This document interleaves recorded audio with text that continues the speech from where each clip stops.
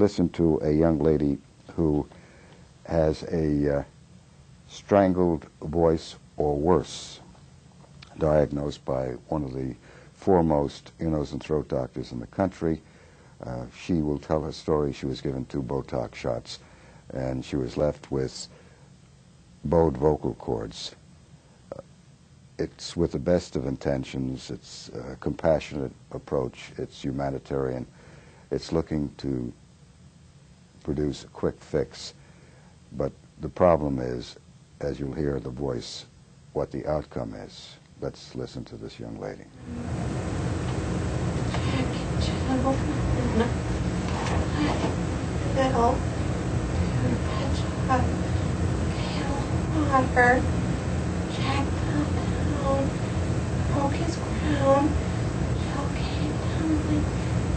You're listening to a voice that shows not only a strangled strain, but an extreme breathiness.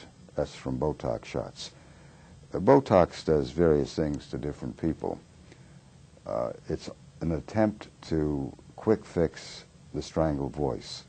The outcome can be a roller coaster ride, which is usual after you have the Botox shot.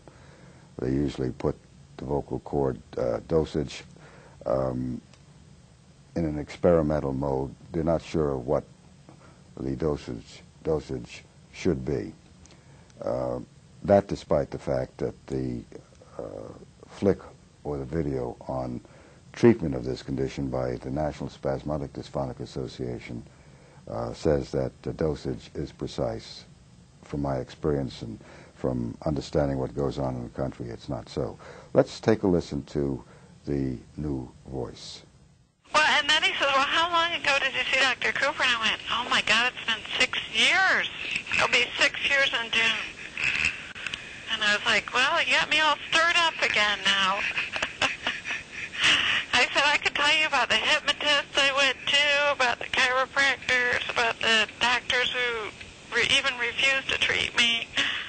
She uses that voice on the phone, which is the most difficult attribute for those who have SD. She has a perfectly normal voice. It's 6 years since she has had this cured voice. She's been on national television.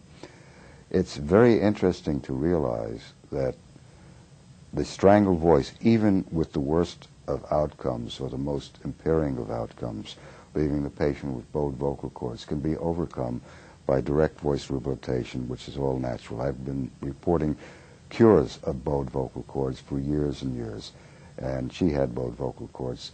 The physician and ear, nose, and throat doctor, famed in his own right, as I indicate, is well-intentioned, humanitarian, compassionate, but I believe they're on the wrong road in treating spasmodic dysphonia of the strangled voice with whether it's Botox or surgery or speech therapy, and not allowing the patient to have choice of treatment, which is a modality called direct voice rehabilitation, which is the only modality and only approach in the world reporting ongoing cures of this condition by all natural approach and means.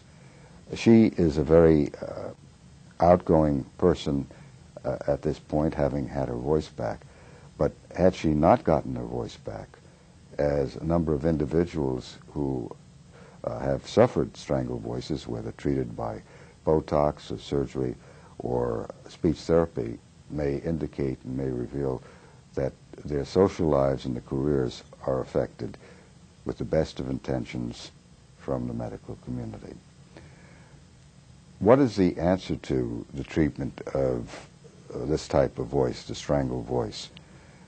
Is it not to provide a choice of treatment for those who have spasmodic dysphonia? The famed New York Times has indicated that Botox is giving back those with spastic vocal cords their voices, but it doesn't tell you what kind of voice the individual gets back. And in this case, you hear what the outcome was, and it took a period of time to get her voice back.